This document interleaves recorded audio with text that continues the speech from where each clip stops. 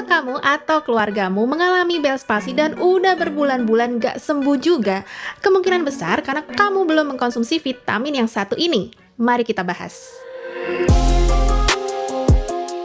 Ada orang yang kena Bell's palsy dan dia udah minum banyak banget obat, mulai dari steroid, anti nyeri, antivirus, sampai vitamin B kompleks, tapi kok nggak sembuh juga? Setelah berbulan-bulan, senyumnya masih miring, matanya masih nggak bisa menutup dengan sempurna. Ternyata karena dia belum mengkonsumsi vitamin yang satu ini, yang mana vitamin ini tuh bisa mempercepat penyembuhan saraf wajah pada pasien Bell's palsy. Tapi anehnya, kebanyakan dokter itu nggak bilang sama pasiennya, kamu minum vitamin ini aja. Ya karena memang ini bukanlah terapi standar dari Bell's palsy. Padahal sebagian besar masalah saraf itu disebabkan karena defisiensi vitamin ini loh. Yang pertama adalah vitamin B12. Vitamin B12 itu ngebantu banget untuk memperbaiki sel-sel saraf yang rusak. Karena dia berperan untuk pembentukan mielin, di mana mielin itu adalah lapisan pelindung saraf. Jadi kayak pelindung kabel gitu loh. Nah, fungsi mielin itu adalah melancarkan sinyal dari otak ke wajah dan juga sebaliknya. Banyak penelitian menunjukkan bahwa vitamin B12 itu bisa mempercepat penyembuhan saraf pada pasien Bell's palsy. Tapi, vitamin B12 yang dijual di pasaran itu ada dua jenis. Yang pertama adalah cyanocobalamin dan yang kedua adalah metilcobalamin. Metilcobalamin itu adalah bentuk aktif dari vitamin B12 yang bisa langsung digunakan oleh tubuh kita. Lebih cepat diserap, langsung masuk ke sistem saraf dan lebih efektif untuk perbaikan saraf wajah yang lebih cepat. Sedangkan cyanocobalamin itu harus diproses dulu di hati dan melepaskan sejumlah kecil cyanida.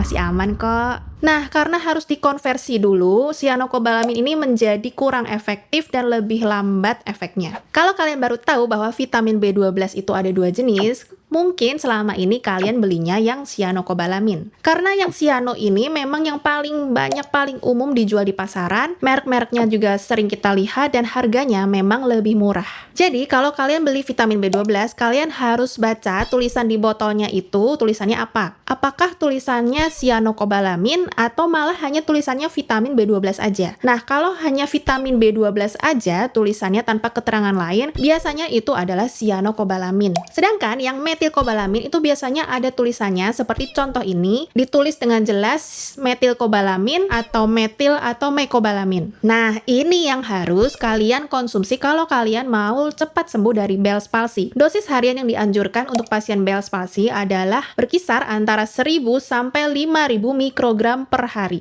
Semakin cepat, semakin awal kalian konsumsi metilcobalamin di awal kalian kena Bell's palsy, maka akan semakin cepat juga pemulihannya. Dokter, gimana kalau aku udah berbulan-bulan kena Bell's palsy, belum sembuh juga, apakah aku masih boleh konsumsi vitamin B12 ini? Boleh dong, bahkan dianjurkan. Pada kasus Bell's palsy yang kronis, sebaiknya kalian periksa ke lab dulu, cek kadar vitamin B12 dalam darah kalian. Kalau hasilnya memang kalian defisiensi berat dan udah berbulan-bulan gak sembuh dari Bell's palsy, kalian bisa coba terapi injeksi atau suntik metilcobalamin dengan dosis 1000 mikrogram setiap hari selama 1-2 minggu. Nah, setelah 2 minggu, jika memang gejalanya sudah lebih baik, maka frekuensi suntiknya bisa diturunkan menjadi 2 kali seminggu. Dan jika gejalanya semakin baik, maka bisa dilanjutkan dengan minum metilcobalamin secara oral. Vitamin B12 ini sifatnya larut air, jadi segala kelebihannya akan dibuang melalui urin, sehingga resiko overdosis atau toksisitasnya pun juga rendah. Tapi meskipun relatif aman, untuk melakukan terapi injeksi ini tetap harus di bawah pengawasan dokter ya. Jangan coba-coba beli obatnya sendiri lalu kalian main suntik sendiri, nggak boleh ya. Selain vitamin B12, masih ada 3 jenis vitamin lain yang mau aku bahas untuk membantu kalian yang lagi struggling dengan Bell's palsy. Kalau kalian suka dengan video ini, jangan lupa like dan komentar di bawah supaya aku lanjut membahas vitamin selanjutnya.